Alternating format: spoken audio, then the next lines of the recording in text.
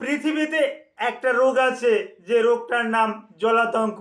এই রোগটা হলে মৃত্যুর হাত থেকে আর রেহাই পাওয়া যায় না। পৃথিবীতে কত রোগ আছে, মানুষ এই এইডস, ক্যান্সার, অন্য অন্য রোগকে কিন্তু জয় করতে পেরেছে। ওগুলোতে এখন আর মানুষ মারা যায় না। কিন্তু জলাতঙ্ক হলে মানুষ বেঁচে থাকবে এরকমের আশাও আর করা যায় না। অর্থাৎ পৃথিবীতে এ পর্যন্ত জলাতঙ্কে আক্রান্ত হয়ে মানুষ জীবিত আছে এর কোনো হদিস নাই। এই জলাতঙ্কে আক্রান্ত হওয়ার পর, অর্থাৎ কুকুরে, বিড়ালে, অর্থাৎ পোষা প্রাণীতে, বা যে কোনো ডোমেস্টিক অ্যানিমালে যদি আপনাকে কামড়ায় বা আঁচড় কাটে, তাহলে যত দ্রুত সম্ভব আপনাকে ভ্যাকসিনের আওতায় আসতে হবে। আমরা বলে থাকি 24 থেকে 48 ঘন্টার ভিতরে, যত দ্রুত সম্ভব ভ্যাকসিন নিতে হবে। এই ভ্যাকসিনটা কোন কোন ডোজে নিতে হবে এই ব্যাপারে কিছু আলোচনা করব। আসসালামু আলাইকুম রহমতুল্লাহি ওয়া বারাকাতুহু। আমি ডাক্তার মীর শহীদুল ইসলাম। আমার চেম্বার শুভেচ্ছা 255, ঐতিহ্যবাহী শেখঘাট, সিলেট।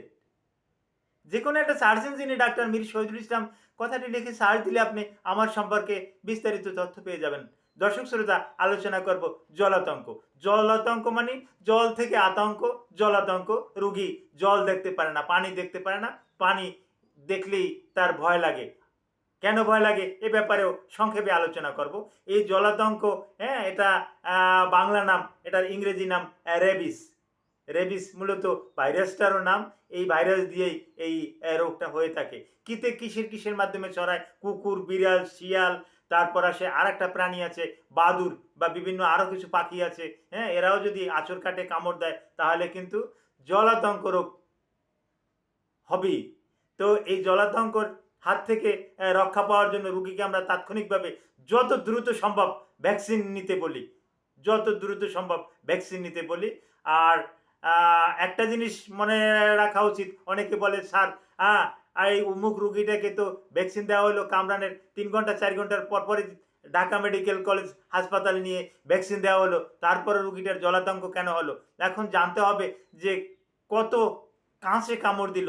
আপনার পায়ে কামড় দিল, এটা সেন্ট্রাল নার্ভ থেকে কিন্তু অনেকটা দূরে। আপনার যদি ঘাড়ে কামড় দেয়, কথার কথা, গালে কামড় দেয়, দাড়িতে কামড় দেয়, এই বাহুতে কামড় দেয়, তাহলে কিন্তু এই সেন্ট্রাল নার্ভ থেকে কিন্তু আপনি অতি কাছাকাছি।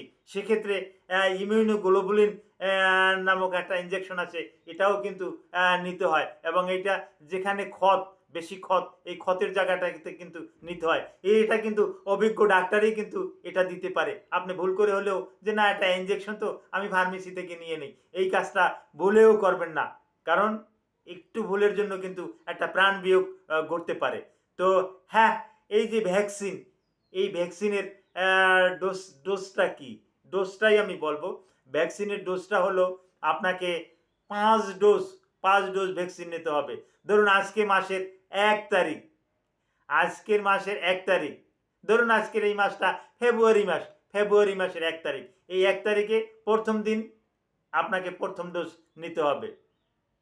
তারপর 3 তারিখে আপনার দ্বিতীয় ডোজ নিতে হবে। তারপর 7 তারিখে আপনাকে চতুর্থ ডোজ নিতে হবে। 14 তারিখে আপনার চতুর্থ ডোজ নিতে হবে। 28 দিনে আপনার পঞ্চম ডোজ কমপ্লিট। ডোজটা আমি আবার বলতেছি: 1 তারিখ প্রথম ডোজ, 3 তারিখ দ্বিতীয় ডোজ, 7 তারিখ তৃতীয় ডোজ, 14 তারিখ চতুর্থ ডোজ, 28 তারিখ পঞ্চম ডোজ। এই রেবিস সম্পর্কে আপনাদের আরও কিছু জানার থাকলে ভিডিওর কমেন্ট বক্সে কমেন্ট করুন, আমি জানিয়ে দেব। Thank you all.